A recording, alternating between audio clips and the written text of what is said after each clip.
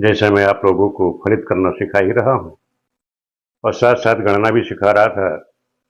और हम मानसागरी लेकर चले थे। मानसागरी में किसी से कमेंट करके पूछा था, गुरुजी ये जो पुस्तक है इसके लेखक का नाम पुनः बता दीजिए। तो मैं पुनः आपको नाम बता दे रहा हूँ उनका। ये है डॉक्टर उमेशपुरी ज्ञानेश्वर। ये पब्लिकेशन है इनका रणधीर प्रकाशन, हरिद्वार। इसी पुस्तक को हम आपको पढ़ा जा रहे हैं। मानसागरी है और काशी की भी आती है, उसको भी आप ले सकते हैं, कोई भी मानसागरी है, गणना वही है। तो आज हम मानसागरी में आपको सिखाएंगे तिथियों के बारे में कि ये तिथियां है क्या। ये ध्यान रखो, जब हम पंचांग देखते हैं तो उसमें तिथि पहले ही लिखी रहती। तो पंचांग में ध्यान रखो 5 चीजें बहुत अनिवार्य होती हैं, जैसे तिथि, वार, नक्षत्र, योग, कर्ण। इनको मिलाकर ही जो हम मुहूर्त बताते हैं, मुहूर्त वगैरह जो निकाले जाते हैं, उसमें बहुत इसका महत्व है तिथि का। अब ये तिथियां कैसे आप देखोगे, आपको तिथि देखना भी आनी चाहिए कि सूर्योदय से पहले, सूर्योदय के बाद क्या स्थिति होती है, उनको क्या कहा जाता है, तिथियों के नाम कैसे पड़ते हैं, ये सारी उनकी संज्ञाएं क्या है तिथियों की, और उनका फल क्या है।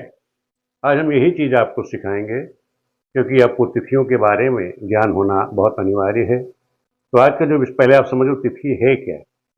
पहले समझो ये हमारी पृथ्वी है। ये जो पृथ्वी हमारी है, मैंने आपसे बताया था पृथ्वी अपनी धुरी पर चक्कर लगाती है, 24 घंटे में एक चक्कर लगा लेती है। और ये भी देखो कि सुबह देखते हैं जब पृथ्वी पर हम जैसे हैं ज्योतिष में, कि सूर्य सुबह निकलता है पूरब में और पूरा चक्कर लगा करके 24 घंटे में यहाँ आ जाता है। यानी सूर्य जो है प्रतिदिन क्या कहते हैं, लेकिन आ जाता है एक चक्कर लगा करके। लेकिन क्या होता है, सूर्य तो अपनी जगह स्थिर है। हकीकत में हमारी जो पृथ्वी है वो 24 घंटे में एक चक्कर लगा लेती है, अपनी दूरी पर घूम जाती है। इसी प्रकार जो चंद्रमा है, ये देखते हैं आप लोग, ये भी अपना तो घूम करके 24 घंटे में ही एक चक्कर लगा लेता है, जिसको हम क्या बोलते हैं, तिथि बोलते हैं। उसको क्या कहते हैं, तिथि। कि चंद्रमा जब, सूर्य जब चक्कर लगाता है वो एक दिन होता है, 24 घंटे हमारे होते हैं, 24 घंटे में भी सूर्य लगा लेता है, जिस उसके कहते हैं सौर्यमास। लेकिन चंद्रमा भी अपना घूम जाता है 24 घंटे में, वो तिथि कहलाती है। 24 घंटे से चंद्रमा की गति सूर्य से ज़्यादा है, तो इसलिए वो थोड़ा सा पहले भी लगा लेता है, थोड़ा फास्ट चलता है। तो ध्यान रखो कि अगर सूर्य, जैसे अमावस्या होती है, अब देखें चंद्रमास किससे, इसको क्या कहते हैं, जब चंद्रमा अपनी ही घूम जाता है, 24 घंटे में लगा लेता है चक्कर, उसको क्या कहते हैं, तिथि। वो तिथि कितनी होती है, ये वो होती है 12 अंश। यानी चंद्रमा जो है प्रतिदिन 24 घंटे में 12 अंश चल लेता है। 12 अंश मतलब हो गया 12 छिंग 72, 720 कला वो चलता है। ये चंद्रमा की गति है, एक दिन में वो 720 कला चल लेता है। तो इस तरह से 27 दिन में 30 दिन में 30 तिथियां होती है। आपने देखा होगा, आपने पढ़ा भी होगा आप लोगों को कि मास होते हैं हमारे, महीने, 15 दिन कृष्ण पक्ष और 15 दिन शुक्ल पक्ष, 15-15 तिथियां होती हैं। इस प्रकार चंद्रमा की 30 तिथियां हो गई, 15-15 30 हो गई। इसी को हम क्या कहते हैं, चंद्रमास कहलाता है। यानी अमावस्या को क्या होता है, अमावस्या को सूर्य और चंद्रमा दोनों एक ही राशि पर होते हैं, एक ही डिग्री पर होते हैं। तो जब वो 12-12 डिग्री आगे चलते रहते हैं तिथियों में, जो दूरी बनती जाती है, तो वो क्या कहलाती है, तिथि कहलाती है। तो यही आपको समझना है कि जैसे पृथ्वी हमारी है, ये मान लो चंद्रमा है, चंद्रमा अपनी ही कक्षा पर जब घूमता है तो प्रतिदिन वो 12 अंश घूम जाता है। और ये साथ में जब 12 अंश घूमेगा, इसके साथ साथ भी चक्कर लगाता है। ये ध्यान रखो, ये अपनी धुरी पर भी घूम रहा है और साथ साथ भी चक्कर लगा रहा है। और सूर्य और चंद्रमा के बीच की जो दूरी है, 12 अंश जो डिग्री आती है दोनों के बीच में, जैसे अमावस्या को दोनों कहाँ रहते हैं, मान लो यहाँ से शुरू हुए दोनों, तो ये मान लो अमावस्या है, ये क्या है, ये अमावस्या है। अमावस्या को दोनों क्या होंगे, 0 पर हो जाएंगे। फिर अमावस्या से जब सूर्य और चंद्रमा के बीच में जब 12 डिग्री का अंतर आएगा, कितना, 12 अंश का अंतर आएगा, इसे आप क्या कहेंगे, एक तिथि का अंतर आ गया। 12 अंश बराबर एक तिथि कहलाएगी। इसी 12 को क्या कहते हैं? 12×72 720 कला कह सकते हैं। 720 कला का 720 कला का क्या होगा? एक तिथि होगी। ठीक है, इस प्रकार से भी आप कह सकते हैं। तो ये भी आपको पता होनी चाहिए कि तिथियां बनती कैसे। तो हमें वैज्ञानिक जो विधि है जो हमारे शास्त्रों में कही गई है उसका भी हमें ज्ञान होना चाहिए। अब हम चर्चा करते हैं। वैसे जैसे मैंने बताया आप लोगों को कि 15 शुक्ल पक्ष में और 15 कृष्ण पक्ष में तिथियां होती है। इनके नाम भी है प्रतिपदा, द्वितीया, तृतीया, चतुर्थी, पंचमी, षष्ठ, सप्तमी, अष्टमी, नवमी, दसवीं, एकादशी और द्वादशी, त्रयोदशी, चतुर्दशी, पूर्णिमा और अमावस्या। तो इस प्रकार से इनके नाम हैं।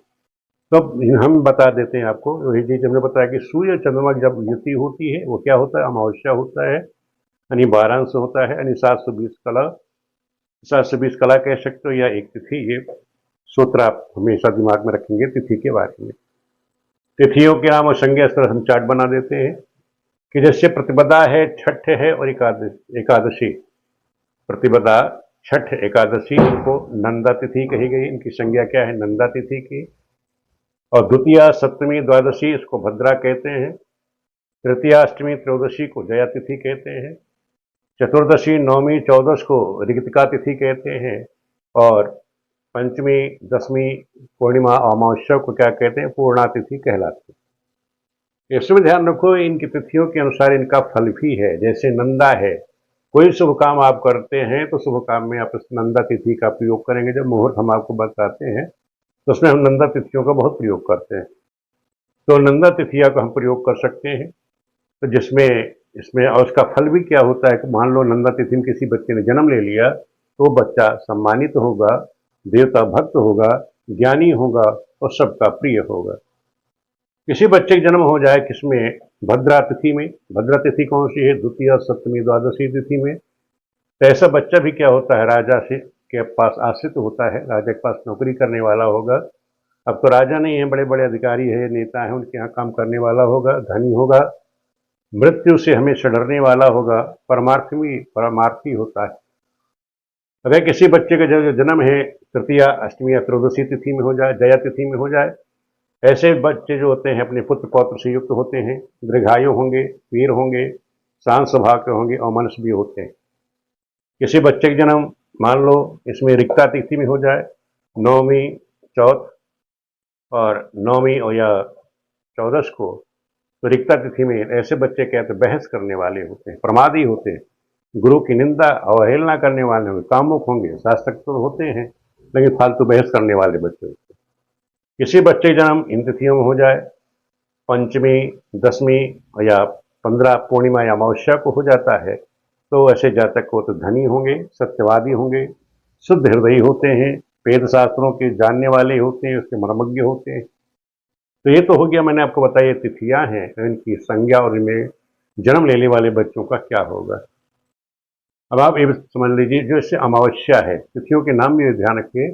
जैसे अमावस्या है, अमावस्या कभी कभार आपने देखा कि अमावस्या 14 को लेकर के होती है कि सुबह जैसे क्या हुआ पहले हो क्या हुआ 14 लगी हुई है और 14 के बाद अमावस्या लग जाती है।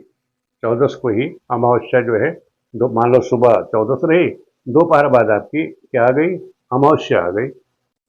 तो जो इस तरह की जब तिथि आ जाती है अमावस्या और चतुर्दशी से युक्ति रहती है, सुबह मान लो अमावस्या 14 से है और उसके बाद अमावस्या लग गई, ये युति, इसको कहते हैं सिनी। ये सिनी नाम की अमावस्या कहलाएगी।